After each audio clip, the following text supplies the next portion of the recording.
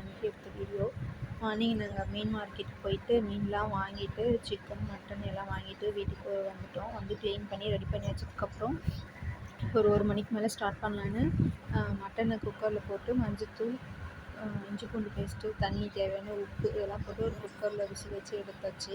Chicken 65 போட்டுடலாம். தம்பிக்கு அதுக்கு தேவையானதெல்லாம் போட்டு ரெடி பண்ணி வச்சுட்டோம். கடல மாவு, காரப்பொடி, கரம் மசாலா, இஞ்சி பூண்டு பேஸ்ட்டு, உப்பு, ஒரு முட்டை இதெல்லாம் உடச்சி ஊற்றி நல்லா மேரினேட் பண்ணி வச்சிடலாம் அப்படின்னு சொல்லிட்டு, அது முடிச்சதுக்கப்புறம் மீனுக்கும் அதே மாதிரி மசாலாலாம் போட்டு ஃப்ரை பண்ணி வைக்கலான்னு உப்பு, மஞ்சத்தூள், இஞ்சி பூண்டு பேஸ்ட்டு, கரம் மசாலா எல்லாம் போட்டு வச்சாச்சு. சரி மீன் குழம்பு வச்சுருவோம்னு சொல்லிட்டு கடாய் ஊற்றி நல்லெண்ணெய் ஊற்றி வடகம் போட்டு தாளித்தோம்.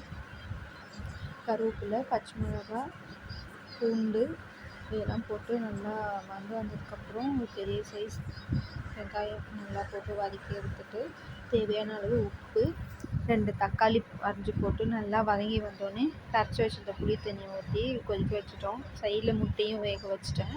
நல்லா வெள்ளை வந்ததுக்கப்புறம் மஞ்சத்தூளும் வீட்டில் அரைச்ச குழம்பு பொடியும் போட்டு கொதிக்க வந்ததுக்கப்புறம் மீன் வாஷ் பண்ணி வச்சுருந்ததை அதில் போட்டு மிக்ஸ் பண்ணி நல்லா வேக வச்சுட்டு ஃபைனலாக மீன் குழம்பு ரெடி. அடுத்தது மட்டனுக்கு பண்ணிடலாம் அப்படின்னு சொல்லிட்டு எண்ணெய் ஊற்றி ஸ்பைசஸ்லாம் ஆட் பண்ணிக்கிட்டேன். சோம்பு போட்டு எல்லாம் நல்லா வெந்து வந்ததுக்கப்புறம் பெரிய சைஸ் வெங்காயம் நல்லா போட்டு வதக்கி எடுத்தாச்சு. உப்பு, இஞ்சி பூண்டு பேஸ்ட்டு நல்லா போட்டு வதக்கி வந்தோடனே தக்காளி போட்டு நல்லா வதக்கி வந்ததுக்கப்புறம் உருளைக்கிழங்கு, முருங்கைக்காய் போட்டு வேக வச்சுட்டு எடுத்து வந்த மட்டனை போட்டு நல்லா அதே தண்ணி ஊற்றி வச்சுட்டோம். இதில் அரைச்ச மசாலா கொஞ்சம் போட்டு நல்லா கொதி வந்ததுக்கப்புறம் கரம் மசாலா, காரப்பொடி, மட்டன் மசாலாலாம் போட்டு நல்லா கொதி வச்சாச்சு. அப்புறம் தனியாக எடுத்து வச்சுட்டு மட்டன் முடிச்சிடும். அப்புறம் சிக்கன் செய்யலான்னு சொல்லிவிட்டு எண்ணெய் ஊற்றி சோம்பு, ஸ்பைசஸ்லாம் ஆட் பண்ணி பச்சை மிளகா, வெங்காயம் இதெல்லாம் போட்டு நல்லா வதங்கி வந்தோடனே தேவையான அளவு உப்பு, இஞ்சி பூண்டு பேஸ்ட்டு போட்டு நல்லா வதங்கி வந்தோடனே தக்காளி அதையும் நல்லா ஸ்பேஸாக வதங்கினதுக்கப்புறம் நான் உருளைக்கிழங்கு மட்டும் சேர்த்துக்கிட்டேன்.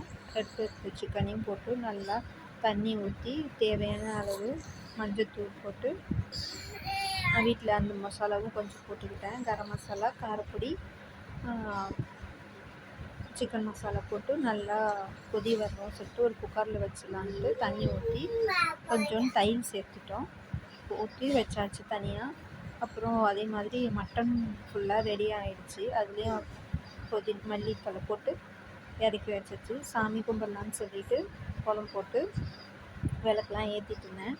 நாங்கள் புடவை வேட்டி சட்டை வச்சு படைப்போம். அதே மாதிரி வச்சு மேலே வாழைப்பழம் வெத்தலை பாக்கு ஒரு ரூ. 500 பணம் வச்சு நம்ம சமைச்சி வச்சதெல்லாம் இலையில வைக்க ஆரம்பிச்சிட்டேன். ஒயிட் ரைஸு, மீன் குழம்பு, மட்டன், சிக்கன், கருவாட்டு குழம்பு, கீரை, முட்டை, கொழுக்கட்டை இதெல்லாம் வச்சு சாமிக்கு நல்லபடியாக படைக்கலாம்னு சொல்லிட்டு நல்லபடியாக சாமி கும்பிட்டு முடிச்சாச்சு. வத்தி காமிச்சு சூடெல்லாம் ஏற்றி முடிச்சாச்சு.